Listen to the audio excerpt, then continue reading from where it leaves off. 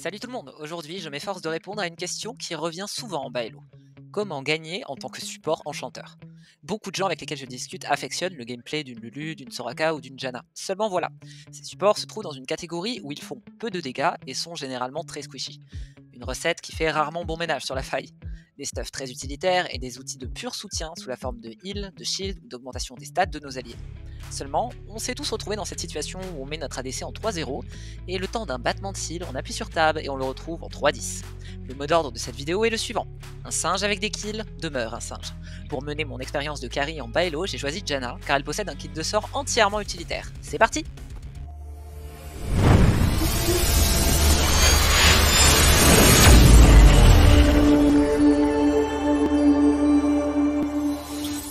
Janna est un enchanteur qui a été buff au cours de ce patch. C'est aussi une des raisons qui m'a poussé à me tourner vers le champion. Je me dis qu'en tant qu'enchanteur, elle devrait ainsi avoir beaucoup plus d'outils et de peps qu'avant pour faire son travail.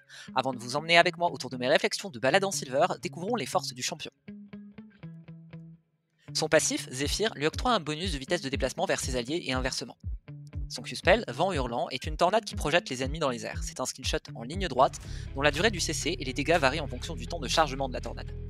Son W, Alizé, a une fonction passive qui confère à Janna de la vitesse de déplacement bonus, mais aussi une fonction active qui lui permet de ralentir un ennemi tout en infligeant quelques dégâts.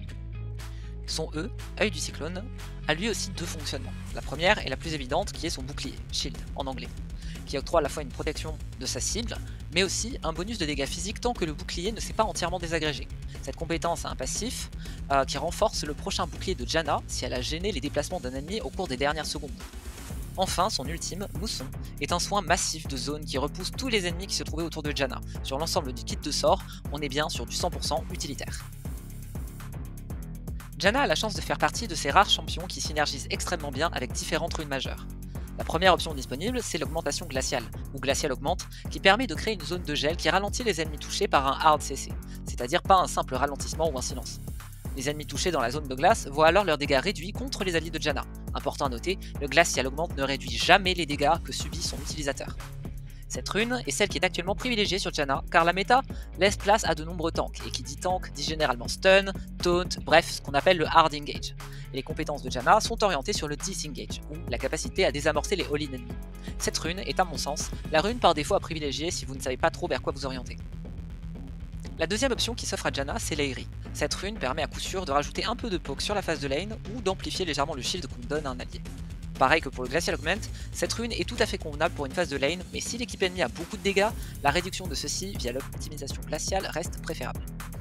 En troisième option, on retrouve la comète arcanique qui a longtemps été la rune préférée des joueurs de Janna avant que son gameplay ne soit entièrement modifié par Riot Games.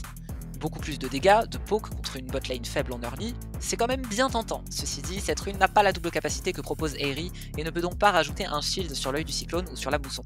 Si vous choisissez cette rune, c'est par volonté de pure agression, si vous pensez gagner facilement la botlane et que vous êtes très confiant sur le match-up.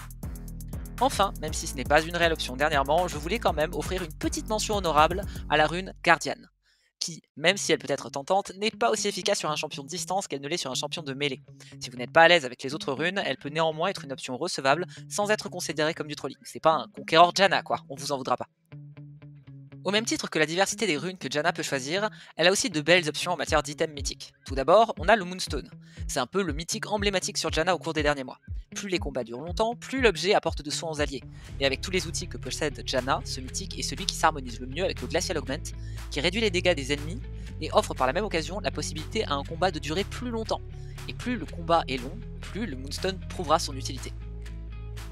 En deuxième option, on a le Shorelia. Il offre, en passif mythique, de la CDR, mais il a aussi un activable bien pratique qui augmente la vitesse de déplacement de son utilisateur et de tous les alliés autour de lui. Janna est déjà très rapide de base, mais ce n'est pas pour elle qu'elle fait cet objet. En effet, le Shorelia c'est bien quand on a une équipe avec peu de mobilité, ou justement quand ce sont des ennemis qui en ont beaucoup trop. Typiquement, si j'ai un Malzahar sur la mid lane et une hache au bot, je m'oriente davantage vers ce mythique. De même, si les ennemis ont un Ekarim et un Singed, courir vite ça sauve des vies quoi. En dernière option, il y a le mandat impérial. Contrairement à ce qu'on pourrait croire, il est viable sur Janna, mais extrêmement situationnel. Personnellement, je ne recommanderais cet objet que dans une game où on stompe déjà les ennemis, ou bien dans une game où les champions de mon équipe manquent de dégâts. En effet, le mandat impérial permet d'appliquer une marque qui proc des dégâts bonus sur la cible ralentie ou immobilisée par Janna. Et des dégâts bonus viennent ensuite s'appliquer par l'allié qui viendra reproc cette marque. Enfin, petite mise en garde, ne prenez surtout pas Le Solari sur Janna, c'est un piège à con. Il apporte pas de puissance, pas de régénération de mana, bref, des choses dont Janna a grand besoin pour tenir sa phase de lane et sauver ses alliés. De plus, Janna a déjà un bouclier et il est bien plus efficace que celui qui sera proposé par l'Iron Solari. Pour mes conclusions de test en LoLo, il y a d'abord l'adaptation des runes. En premier lieu, je me suis rendu compte de l'importance d'adapter mes runes à ma composition, mais aussi à celle des ennemis. Quand on est en Champion Select, il faut se poser les bonnes questions. Avons-nous assez de dégâts? Y a-t-il beaucoup d'engage en face? Aurais-je l'opportunité de kill avec mon ADC en phase de lane sans l'intervention de mon jungler? Forcément, si j'ai une Sivir, on va pas jouer de la même manière que si j'avais un Draven. Ceci dit, si la réponse à ces questions est oui, let's go, ça peut être une bonne game. En revanche, si c'est pas le cas, passons à la suite. L'importance du roaming. En solo queue, on a beau anticiper au maximum les possibilités en jeu, il y a des choses contre lesquelles on peut rien faire, les ADC nuls. Soit simplement mauvais, soit autophiles, mais dans tous les cas, ils servent à rien. Et la phase de lane devient vite un cauchemar à leur côté. Pire encore, on leur donne de l'avance et ils nous recrachent ça à la gueule avec 3 morts consécutives. Et c'est ici qu'on va faire ce que j'appelle du roaming de rattrapage. Dans les premières minutes de jeu, il faut pouvoir savoir avec certitude si oui ou non, cet ADC sait cliquer. Si c'est pas le cas, c'est qu'il faut se trouver un autre carry. En tant que support utilitaire, je veux être auprès d'un de mes carries qui saura utiliser l'avantage que je lui donnerai. C'est ma seule porte de sortie, si mon ADC est éclaté au sol. Et je vous invite vivement à passer par ce cheminement de pensée, soit à partir de votre niveau 6, parce que c'est un gros power spike, soit un peu avant si véritablement vous n'avez pas le choix. La partie situationnelle. Comme je le craignais de prime abord, les enchanteurs ont beaucoup de points forts dans leur kit de sort, mais sont très dépendants de la performance et des capacités d'adaptation de leurs teammates. Je ne dis absolument pas qu'il est impossible de carry en tant qu'enchanteur, mais c'est bien plus difficile qu'avec un réel carry. De l'iron jusqu'en low platine, vous avez bien dû le voir par vous-même, ce sont malheureusement les dégâts qui ont tendance à primer. En bronze ou en silver, pour gagner une game, je préférais toujours jouer une Lux, une Zyra, un Brand, et même la hache support que j'ai Theorycraft, plutôt que Janna ou Soraka. Bien sûr, c'est pas impossible de gagner avec ces pics, et on peut monter plus ou moins rapidement en fonction des champions qu'on joue et comment on les joue. Pour conclure cette vidéo, j'aimerais vous donner quelques conseils. Pour jouer efficacement en support et traverser le bronze, le silver, le gold, je ne saurais trop vous recommander que d'OTP un champion de chaque catégorie. Je m'explique. Sur League of Legends, il existe 3 types de personnages pour ce poste. Les enchanteurs, les mages contrôle et les tanks.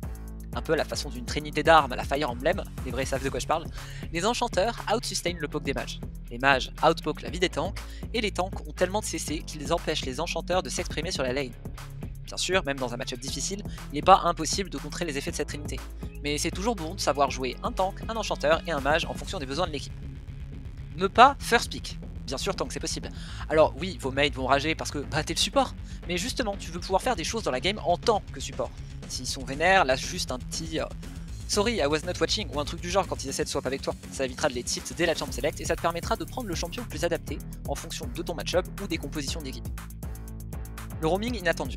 En tant que support, on a tendance à roam sur la mid lane parce que ça nous permet de revenir plus rapidement au bot pour soutenir notre AD carry.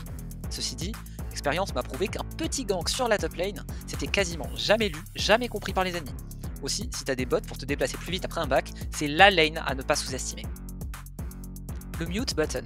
On en parle souvent, et tout aussi souvent on a la flemme de le faire, mais quoi de plus agaçant qu'un laner qui chiale H24 sans s'arrêter, ou le syndrome de la princesse ADC en bot lane, bref, mute, juste mute. Tous les mots qui sortiront de cette personne ne seront jamais des indications utiles pour gagner la game, jamais. Je vais m'arrêter ici pour la phase de conseil et je vous ferai sans doute une vidéo bien plus étoffée dans les semaines à venir qui recensera toutes mes observations autour du rôle de support à LoLo. Mais en attendant main support enchanteur, armez-vous de patience et n'hésitez pas, comme moi, ancien OTP Soraka, à dire la triste vérité à vos laners en fin de partie. Je soigne les dégâts, je ne guéris pas la stupidité. N'oubliez pas de vous abonner et à très bientôt, ciao ciao!